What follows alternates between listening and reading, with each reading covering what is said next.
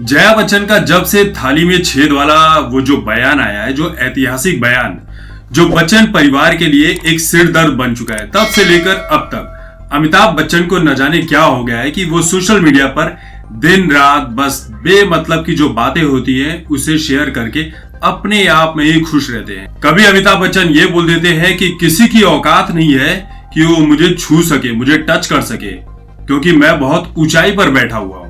कभी कभी वो ये बोल देते हैं कि जरूरी नहीं है कि इंसान को उसके कर्मों की ही सजा मिले, कभी कभी अच्छाई करने के वजह से भी इंसान को सजा मिल जाती है। यानी कि जो अच्छाई करने के बाद कीमत चुकानी पड़ती है, उसके बारे में अमिताभ बच्चन ये बातें बोल रहे हैं। तो समझ में यही नहीं आ रहा कि अमिताभ बच्चन खुद के मुंह मियां मिट्ठू क्यों बन रहे हैं। आखिर वो खुद की अपनी तारीफ क्यों कर रहे हैं, जबकि जनता से उन्हें क्या मिल रहा है इस वक्त, वो इस बात को बहुत अच्छी तरह से जानते हैं। अब चाहे जो भी हो, लेकिन एक बात तो अमिताभ बच्चन को ये भी पता चल चुकी है कि वो कितनी भी कोशिश कर ले, जनता के प्रति जो उन्हें प्यार और मोहब्बत मिला करती थी, अब वो मिलना मुश्किल हो चुका है। अब वो जो उनका बुढ़ापा है वो इसी तरह से कटने वाला है।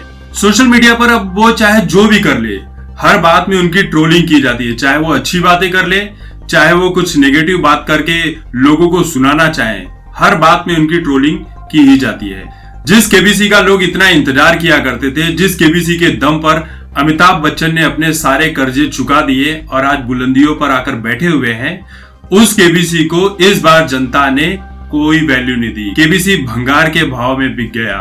और जब केबीसी का कल आखिरी एपिसोड शूट किया गया तो अमिताभ बच्चन ने साफ साफ ये कह दिया है कि भैया अब मैं बहुत थक चुका हूं, अब मैं दोबारा केबीसी नहीं करूंगा, क्योंकि अब मैं रिटायरमेंट लेना चाहता हूं। लेकिन असलियत ये है कि केबीसी को जितनी पॉपुलैरिटी मिली थी और अब जितनी नफरत मिली है, इस बात से अमिताभ बच्चन का जो ब्रांड वैल्यू है उसको काफी नुकसान पहुंचा है।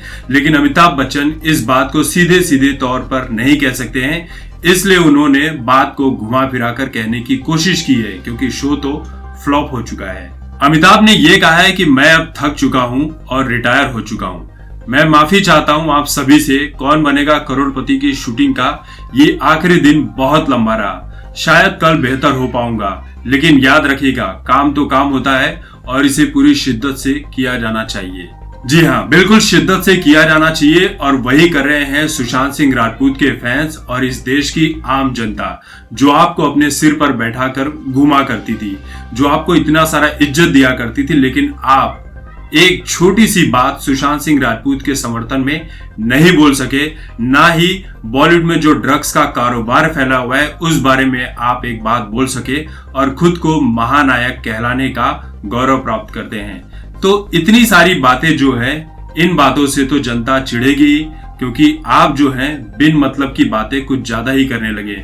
तो अमिताभ ने घुमा फिराकर जो भी कहा, लेकिन ये बात तो सच है कि केबीसी की गिरती टीआरपी के वजह से ही अमिताभ ने ये कह दिया है कि मैं थक चुका हूं और अब रिटायरमेंट लेना चाहता हूं। तो दोस्तों, इस वीडियो को लेकर आप सभी की क्या राय है, जो भी राय है कमेंट करके जरूर बताएं।